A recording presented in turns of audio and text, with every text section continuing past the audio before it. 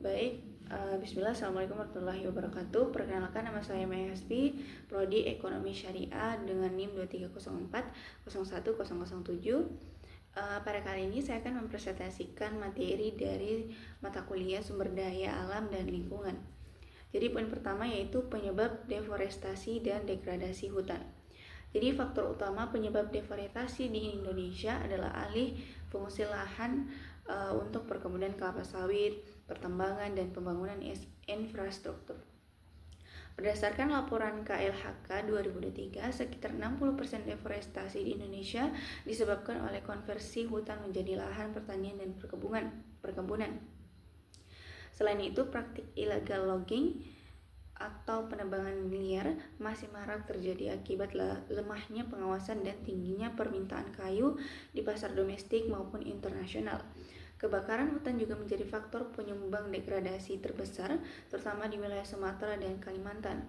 Fenomena El Nino memperburuk kondisi ini karena musim kering yang panjang membuat lahan gembut mudah terbakar. Akibatnya tidak hanya kerugian ekonomi yang besar, tetapi juga polusi asap lintas negara yang mengganggu kesehatan jutaan masyarakat di Asia Tenggara. Poin kedua itu dampak lingkungan dan sosial deforestasi. Dampak utama dari deforestasi adalah meningkatnya emisi gas rumah kaca yang mempercepat pemanasan global. KLHK 2022 mencatat bahwa sektor kehutanan menyumbang sekitar 30% emisi karbon nasional.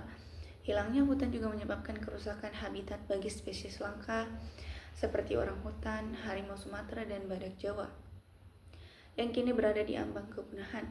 Secara sosial, deforestasi menimbulkan konflik lahan antar masyarakat adat dengan perusahaan perkebunan atau tambang.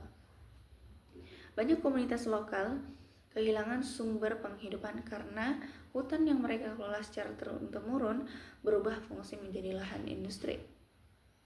Selain itu, degradasi tanah akibat deforestasi mengakibatkan menurunnya produktivitas lahan dan meningkatkan risiko bencana alam seperti banjir dan tanah longsor. Poin ketiga yaitu upaya nasional dan internasional mengatasi deforestasi.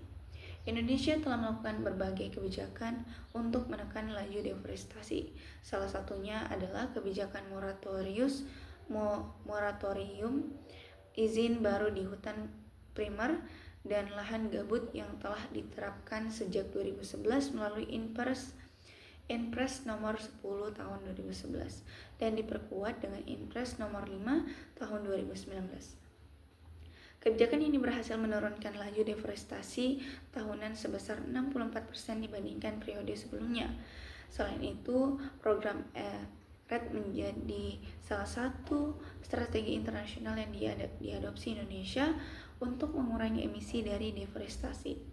Program ini mendorong negara berkembang mendapatkan kompensasi finansial atas keberhasilan menurunkan emisi melalui perlindungan hutan. Pemerintah juga memperluas implementasi perhutanan sosial untuk memberdayakan masyarakat dalam pengolahan hutan secara keberlanjutan. Poin keempat yaitu solusi keberlanjutan dalam pengolahan hutan. Mengatasi deforestasi dan degradasi hutan membutuhkan sinergi antara kebijakan pemerintah, peran masyarakat, dan tanggung jawab sektor swasta. Pendekatan berbasis ekosistem perlu diperketat dengan tata kelola hutan yang transparan dan berbasis data spesial.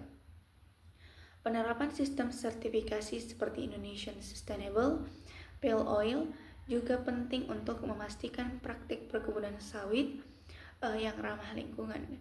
Selain itu, penguatan konservasi hutan melalui restorasi ekosistem dan reorganisasi menjadi langkah nyata untuk memulihkan lahan terdegradasi. Teknologi pemantauan satelit dan sistem early warning kebakaran hutan juga perlu dioptimalkan agar mitigasi bisa dilakukan lebih cepat dan efektif. Pendidikan lingkungan serta peningkatan kesadaran masyarakat harus menjadi bagian integral dari strategi jangka panjang. Baik, itulah tadi kesimpulan. Baik, itulah tadi materi yang saya bawakan. Adapun kesimpulannya yaitu deforestasi dan degradasi hutan merupakan tantangan serius bagi keberlanjutan lingkungan global.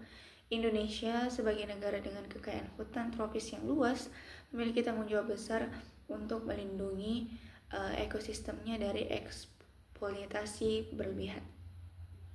Upaya pengendalian deforestasi tidak hanya berfokus pada penghentian penebangan, tetapi juga mencakup perbaikan tata kelola, pemberdayaan masyarakat lokal, dan kolaborasi internasional.